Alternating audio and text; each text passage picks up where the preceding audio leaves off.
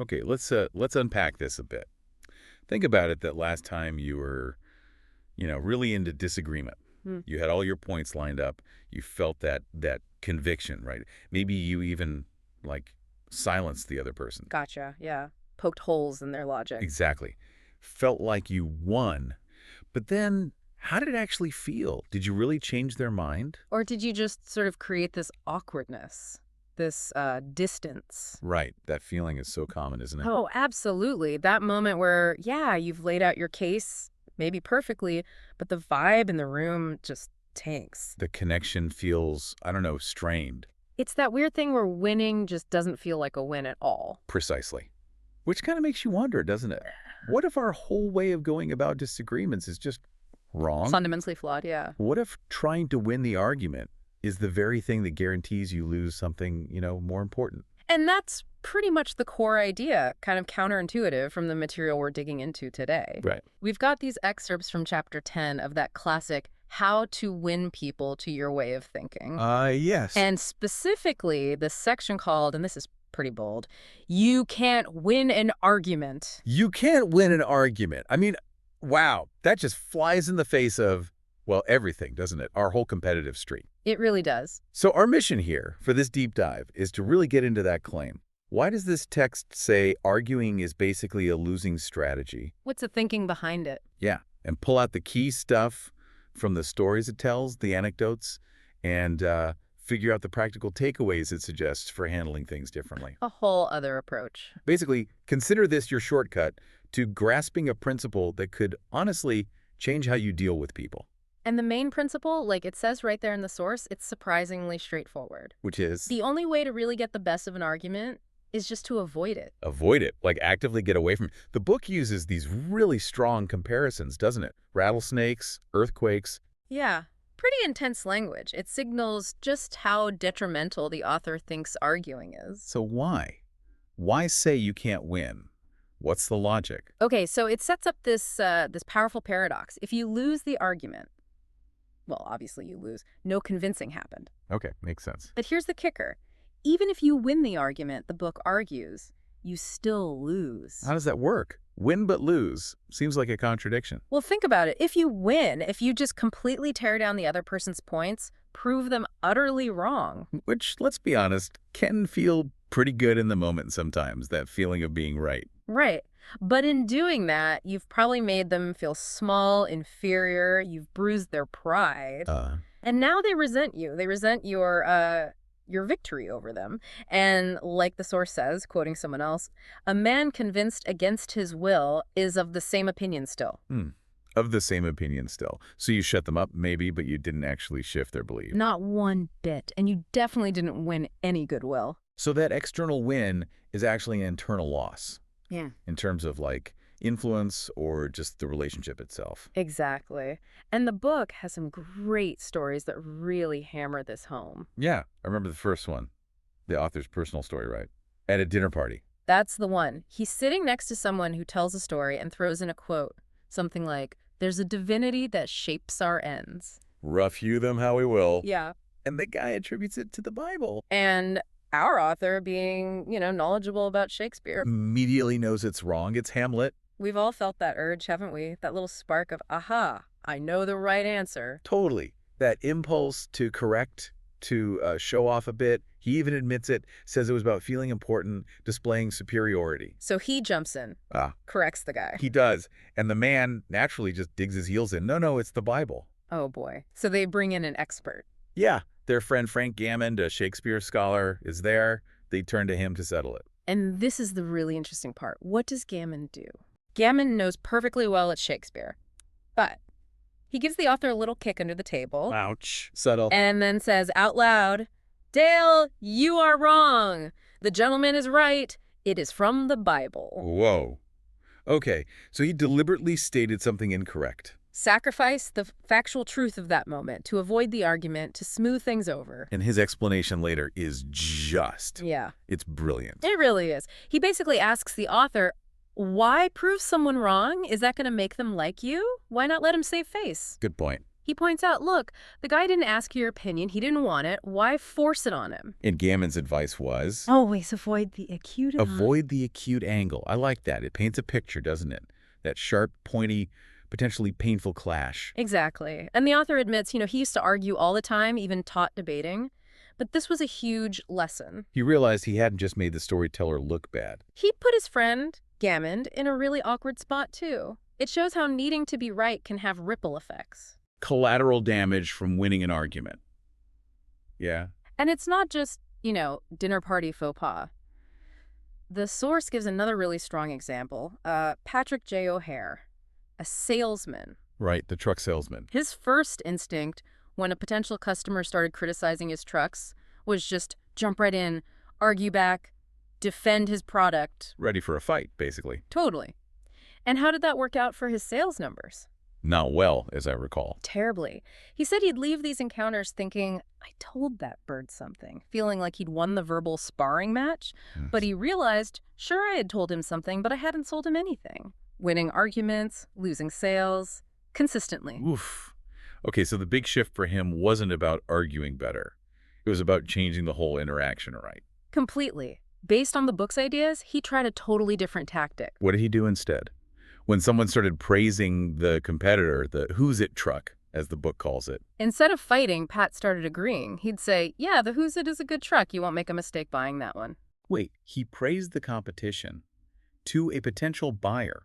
Sounds crazy for a salesman, doesn't it? He'd add, they're made by a fine company, sold by good people. That feels so counterintuitive. It really does. But think about the effect. The source points out it completely disarms the buyer. How so? Well, if the buyer says, the who's it is the best, and Pat, the salesman for the other truck, says, yeah, you're right, it's great. Well, where's the argument? There isn't one. Exactly. There is no room for an argument. The conversation just hits this wall of agreement.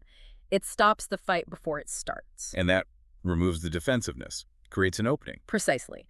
Then the buyer is much more open to actually hearing about the merits of Pat's trucks, the white trucks, without that initial resistance. And his sales. They went way up because he stopped battling and started, listening and finding common ground first. It really makes you think about that Ben Franklin quote mentioned in the source. Oh, yeah, the one about arguing and rankling. Yeah.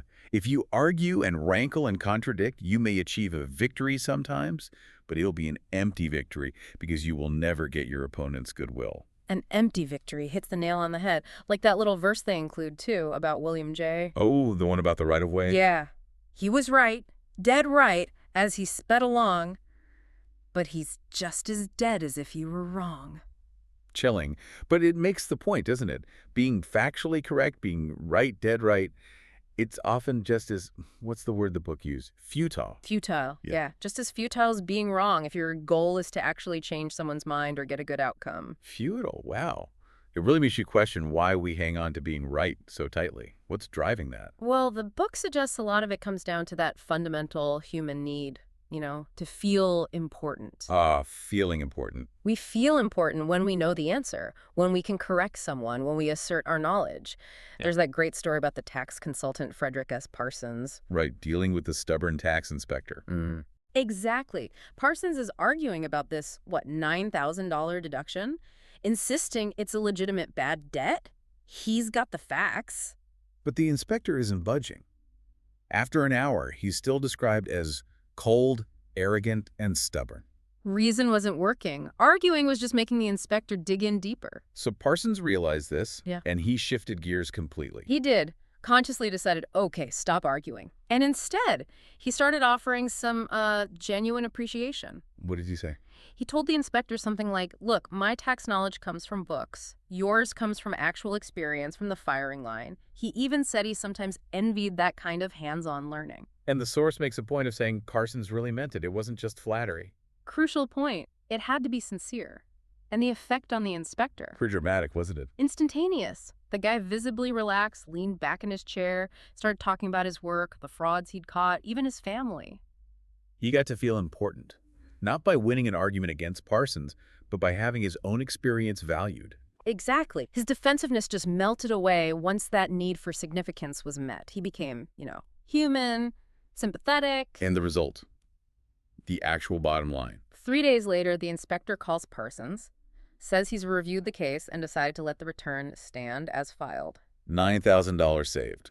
Not by fighting harder, but by appreciating, by avoiding the argument. It's amazing, isn't it? And it lines up with wisdom from, all over, like the Buddha quote mentioned.